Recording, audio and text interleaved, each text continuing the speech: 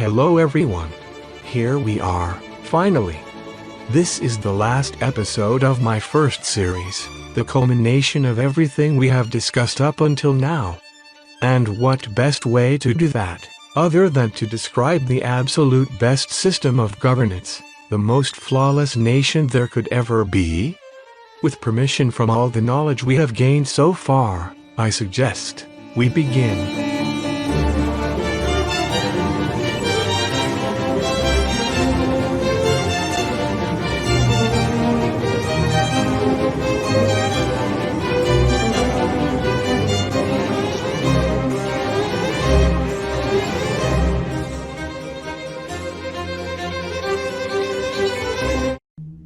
Monarchy, aristocracy, republic, polyarchy, and democracy. All of these systems are flawed, all of these have strengths and weaknesses, and all of these systems have been tried, and have failed. But if you look closely enough, you will notice that all of them are complementary to each other. A monarchy lacks regulation, a democracy lacks a head. An aristocracy lacks experience, a polyarchy lacks unity.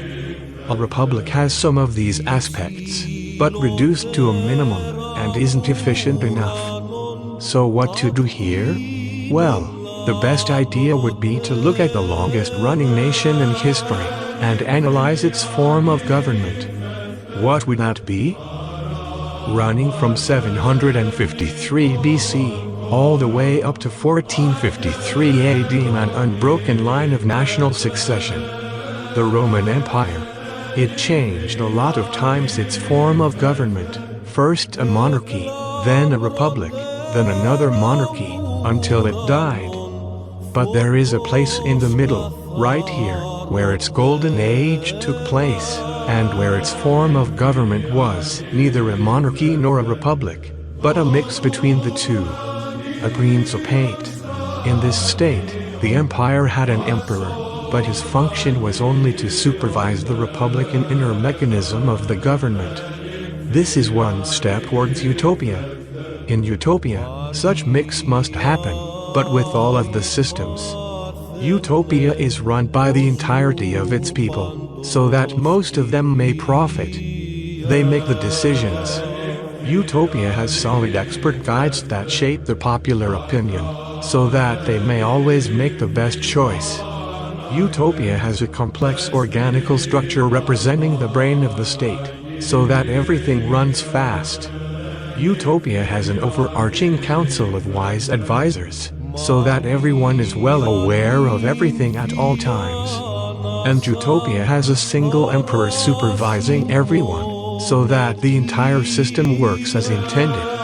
Each of those levels has powers over each other, but precisely because of this, most importantly, Utopia has a single body of law, a single civil code that everyone ought to respect, and that nobody is allowed to change ever. This law is to be founded upon all the principles of truth that we have talked about for the past year.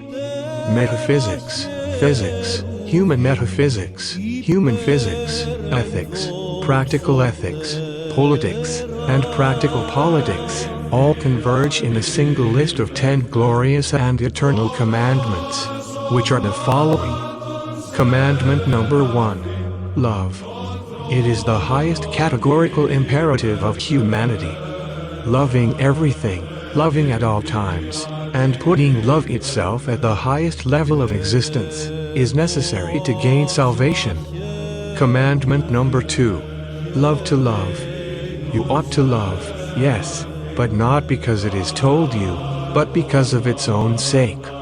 You do not love because of ulterior motives. Love itself is the point of loving. Commandment number 3. Rest. Humans are not slaves to themselves. Humans are obviously not made to do nothing, but working without breaks is detrimental. A ratio of 6 days of work to 1 day of rest is ideal. Love your well-being. Commandment number 4. Love your parents.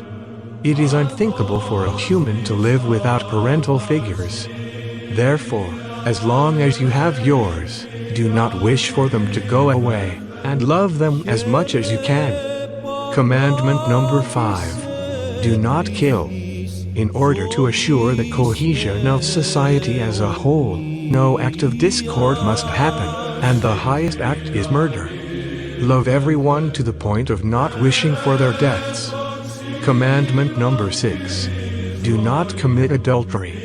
If you love someone as much as you can, to the point that you wish to get married with them, you ought not to betray the love that bounds you two together. Commandment number 7. Do not steal. It is a product of pride, which is a product of external hate, and if you love someone, therefore, you do not wish for them to lose their possessions while you gain them. Commandment number 8. Do not lie. Intrinsically, lying is deception, and stems from either hate or need. But if there is no discord, neither hate nor need are there, because there is only love.